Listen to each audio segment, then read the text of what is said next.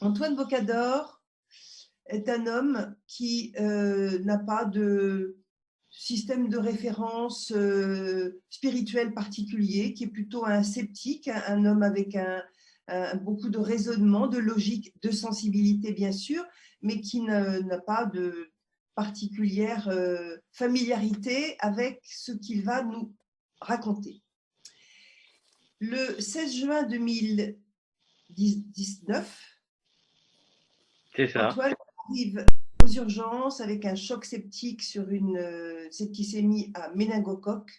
Il est déclaré en urgence absolue et on dira même à son épouse, pour dire quelque chose, qu'il a 5% de chance de s'en sortir. Et Antoine va être plongé dans un coma médicamenteux pendant 13 jours, dont il sortira le 30 juin. Et je vais maintenant te donner la parole, Antoine, parce que ton témoignage est absolument incroyable. J'aimerais que tu nous racontes ton expérience, ton EMI, qui est survenu le 19 juin, et précisément, et nos auditeurs vont comprendre, et précisément pourquoi tu sais que c'est arrivé le 19 juin.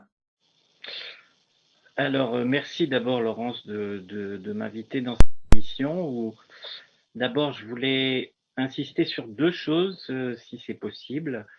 La première, je viens d'un horizon qui est complètement différent de toutes les personnes que tu as invitées, qui ont déjà un grand background sur le sujet.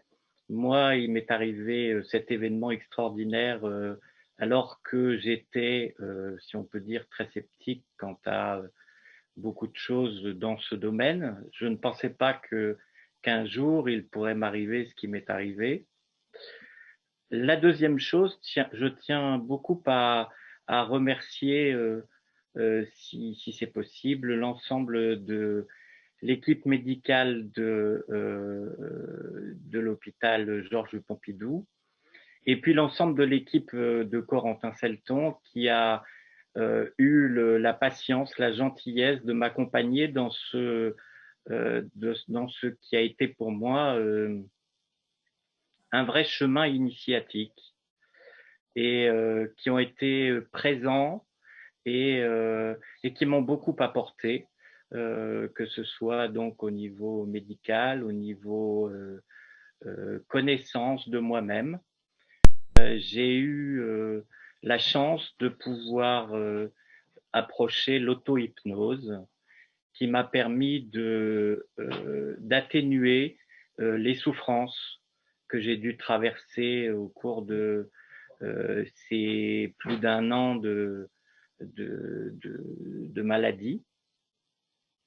Et donc, pour rentrer plus profondément dans ce qui m'est arrivé, en fait, je suis arrivé à l'hôpital. On m'a mis très rapidement dans le coma. Je suis parti d'abord dans un espèce de brouillard et puis je suis rentré dans une lumière extraordinaire, euh, un grand halo de lumière qui ne venait pas du ciel, qui venait plus, dans mon souvenir, de la terre, qui était une lumière apaisante, mais contre laquelle on ne pouvait absolument rien. C'était vraiment une, une attirance euh, et au cours de cette expérience, j'ai pu revoir des personnes très proches. J'ai pu revoir ma mère, j'ai pu revoir ma petite fille que j'ai perdue il y a quelques années déjà maintenant, et puis un ami qui a disparu il y a plus de 2 ans maintenant de la maladie de Charcot. C'était très étonnant. La chose que je retiens de cette première phase de l'expérience, c'est que les personnes que j'ai revues étaient très sereines, très calmes. On avait l'impression que il y avait vraiment quelque chose une grande plénitude. Et d'autre part, il y avait une volonté absolue de faire partager cela. Et donc, ça m'a, quelque part, j'ai eu un doute dans ce dont je me rappelle. J'ai hésité. La question que je me suis posée après, c'est de savoir qu'est-ce qui a fait que je suis revenu. Je pense, j'ai des réflexions très personnelles qui me font penser que c'est l'amour des miens, des amis et des proches qui ont fait que je suis resté, ainsi que les efforts des équipes médicales qui ont tout fait pour me sauver. Mais l'attirance était telle que il n'aurait fallu de pas grand-chose pour que je bascule. Donc c'est vraiment un phénomène très très marquant. Et puis une nouvelle période de brouillard que je ne m'explique pas puisque je ne sais pas au point de vue temporel combien cet événement a duré. L'événement suivant est très étonnant. Je suis sorti de mon corps. Je me suis vu sortir, m'élever au-dessus de mon corps et je me suis vu donc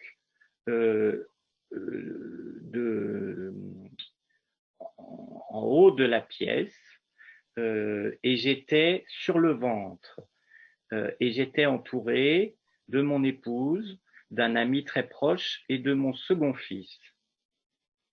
Et la première chose que j'ai pu dire quand je suis sorti de mon coma à mon épouse, avec des médecins qui étaient présents, c'est qui était présent, comment ces personnes se positionnaient dans la pièce et comment ils étaient habillés. Et très précisément, j'ai pu décrire la robe dans laquelle était mon épouse à ce moment-là, et de façon très précise. Et je l'ai d'ailleurs aussi à côté de moi, parce que c'est quelque part un fétiche, et puis ça me rappelle ce moment-là qui jusqu'à aujourd'hui me questionne et m'interroge. Et je pense que beaucoup de gens autour de moi se sont posé la question. Des médecins m'ont interrogé sur cet événement, d'autant que je ne pouvais pas entendre, je ne pouvais pas voir puisque j'étais sur le ventre. Et pourtant, j'ai pu décrire cet événement incroyable qui est encore aujourd'hui gravé en moi et que je peux redécrire encore indéfiniment et qui m'a beaucoup marqué et qui me marque encore beaucoup aujourd'hui et pour lequel je cherche des explications et jusqu'alors, jusqu'à aujourd'hui, personne n'a pu essayer de me donner une réponse à cet événement extraordinaire qui fait qu'aujourd'hui, je me pose encore la question, comment ai-je pu revenir et décrire ce que normalement je n'aurais pas dû pouvoir décrire. Alors, je préciser pour nos auditeurs que non seulement étant sur le ventre, tu ne pouvais pas voir ces détails, mais que cette robe que tu as décrite avec précision, si j'ai bien compris, tu ne pouvais pas l'avoir connue. Ça n'est pas un souvenir. C'est une chose que je n'ai pas dite. Excusez-moi, Laurence. Effectivement, je ne pouvais pas connaître cette robe puisque mon épouse l'avait achetée dans ma période de coma. Donc, en aucun cas, je ne pouvais l'avoir vue ultérieurement. Donc, c'est quand même un événement extrêmement troublant. Et les médecins m'ont interrogé plusieurs fois. Et mon épouse est venue avec cette robe et force est de constater que ma description correspondait bien à la robe en question. Merci Antoine. Bon, on a parlé très longuement et on pourrait aller dans beaucoup de détails qui sont extrêmement précieux pour la science, mais je vais venir à une deuxième question parce qu'après on a encore des invités. Désolé Laurence de ne pas avoir été suffisamment rapide, mais tout est parfait. Tout est parfait, Antoine. Juste la deuxième question, c'est est-ce que, en quelques mots, est-ce que des choses ont changé dans votre vie depuis cet événement? Oui, oui, j'ai énormément de choses qui ont changé dans ma perception, à la fois des gens et des choses, notamment dans mon métier, au niveau sensoriel surtout. J'ai pu me rendre compte que j'associais très facilement le toucher à l'image. C'est-à-dire que il m'arrive bien souvent de pouvoir toucher des objets, j'ai cette chance-là, et quand j'ai cette approche, j'associe souvent ce toucher à une image.